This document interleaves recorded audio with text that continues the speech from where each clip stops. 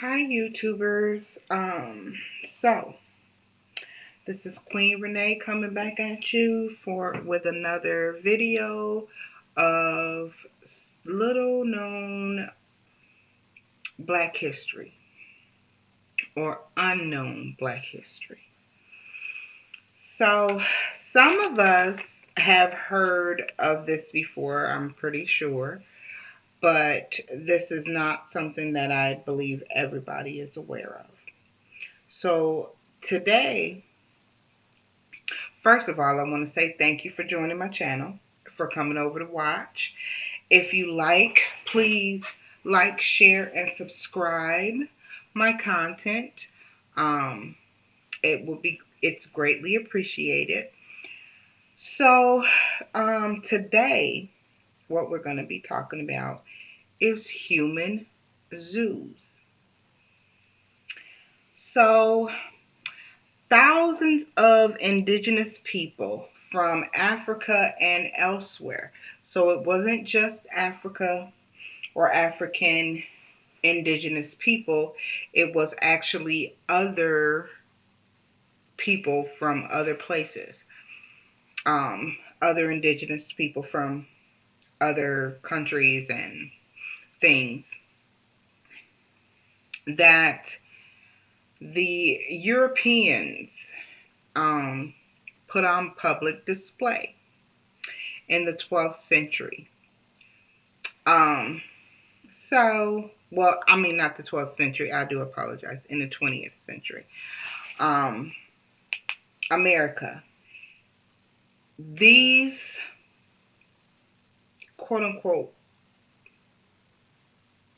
zoos or exhibits were not just here in America, they were in other European areas, such as Paris and other places, France and things. So there was thousands of indigenous people that were put on display in these so-called exhibitions and um, human zoos. So these exhibits would often call the Africans that were placed inside these cages for white people to gawk at and um, enjoy, such as we do regular zoos with animals, would be they will say that it was the missing link between humans and apes. One of the most shocking exhibits was a young African man. His name was Ota Benga, and with he lived in a cage inside of the monkey house at the Bronx Zoo, in New York City. This young man was at one point he was there was a plaque outside of where he was housed. When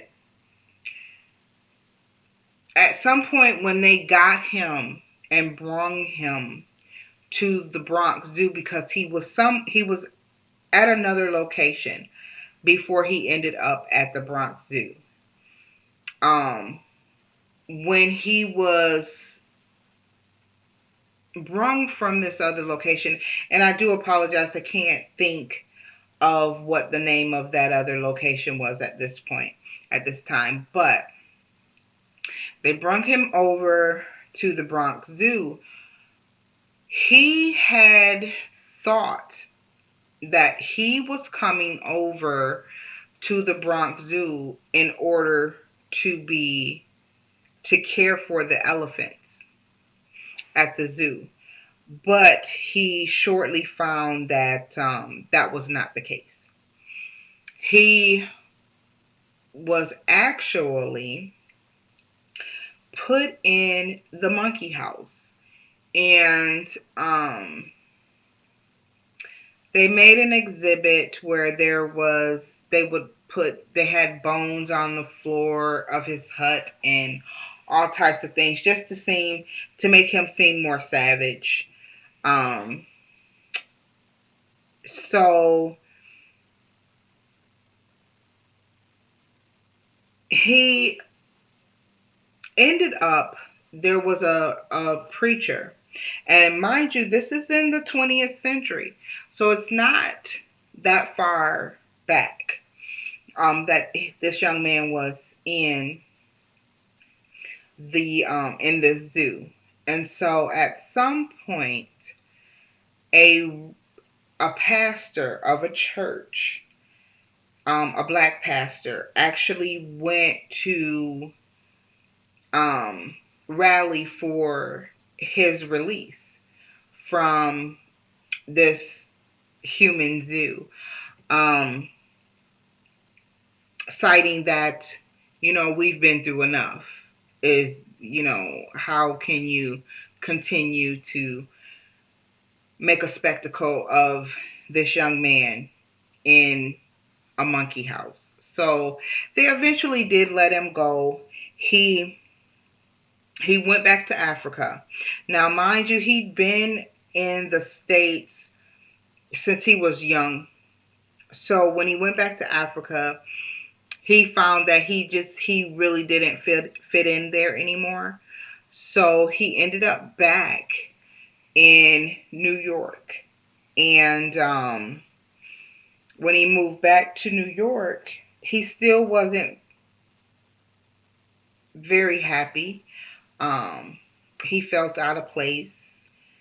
And he ultimately ended his own life in 1916, um, with a bullet to the heart. He shot himself in the heart. Um, he'd been in this zoo for, many years, and been mistreated and misused in this way. And I guess he just felt that he had had enough of this life. So he ended his life in 1916. Now, in the 19th and the 20th century, these human zoos, or public exhibitions of humans, were used by Europeans to show that what the indigenous people's lives look like, their day-to-day life. Um, these exhibits were all over. They were even in Paris, as I stated before.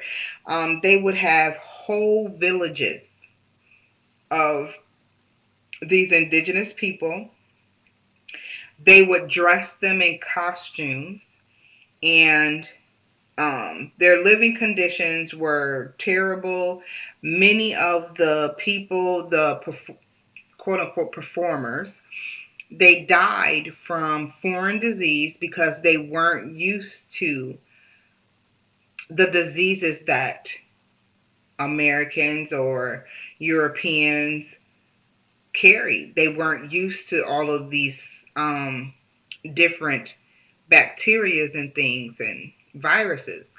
So a lot of them passed away um, from the diseases, and some even would die from the cold because they were getting these people from the Philippines, they were getting them from Africa, and all in those areas.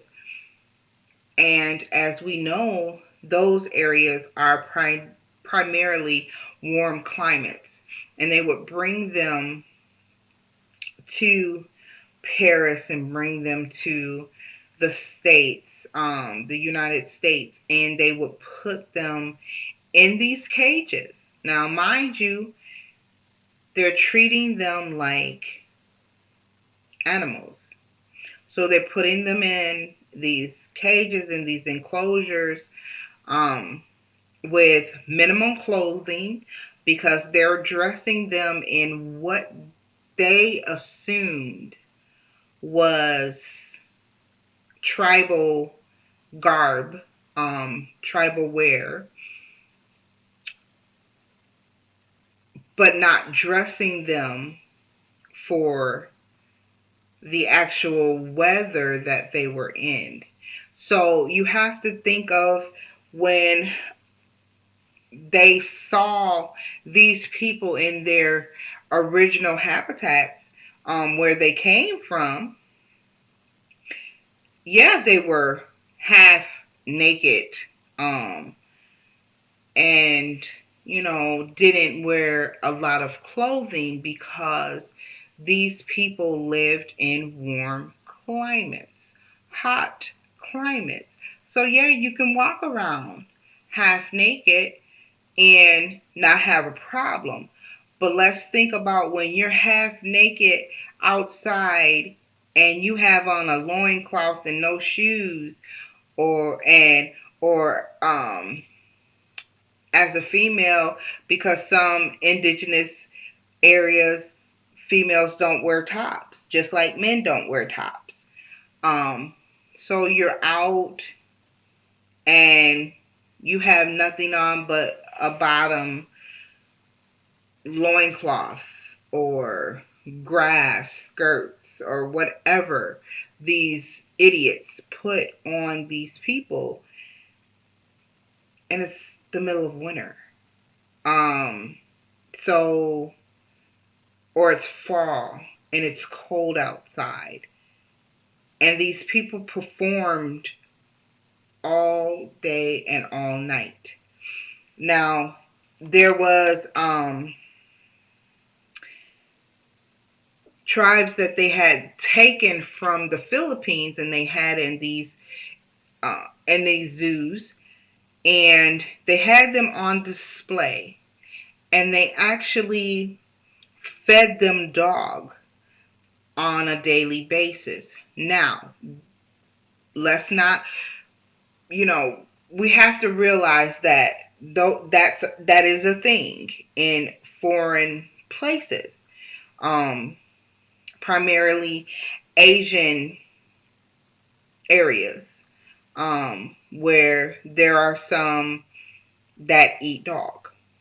Um, but for these Philippines that they only had their tribe only ate dog during ritual ceremonies. So they didn't eat it every day. It was something that they did in ritualistic um, affair. But the white people decided that that was something that they wanted to showcase. So they would feed them dog and every day for the show for the white people. Now, this was only stopped in 1914. So we're not talking um so long ago. We're still, it's not that far removed that they were still exhibiting these people. There are more things, more people that were exhibited, and more things that went on. But I just wanted to kind of touch on the fact that people from other areas, African people, even some Filipino people, and if we want to be politically correct or correct, there's black people in Asian areas as well. So they would bring these people over here and show them off. Um, they called themselves teaching and studying these people in their what they would call their natural habitat, which was not natural. There's nothing natural about it. It was a made up scene for the enjoyment of white people. So I hope you guys enjoyed that little tidbit of history. Um, I know that it saddens me to think of all of the things that um, our people went through just for the pure enjoyment or pleasure of another race of people. Um, for someone to think that watching somebody in their day to day life behind bars and cages is enjoyment. It's fun. Just like you would do an animal. Um, it's really sad. But I digress. So I hope you guys enjoyed this, and I will be trying to get another video, something else together for you all to on tomorrow. So I hope you enjoyed, and please like, share, and subscribe to my channel. I am going to I'm gonna learn how to do reaction videos, so I am gonna be doing some of those um, at a later time when I figure out how to get the video onto the computer at the same time that I'm talking to you guys. So, but I am gonna do some reaction videos to things because there's a lot of things that I would like um, to give my opinion on. Once again, like, share, and subscribe. And thank you again for joining Queen Renee. And you all have a blessed night.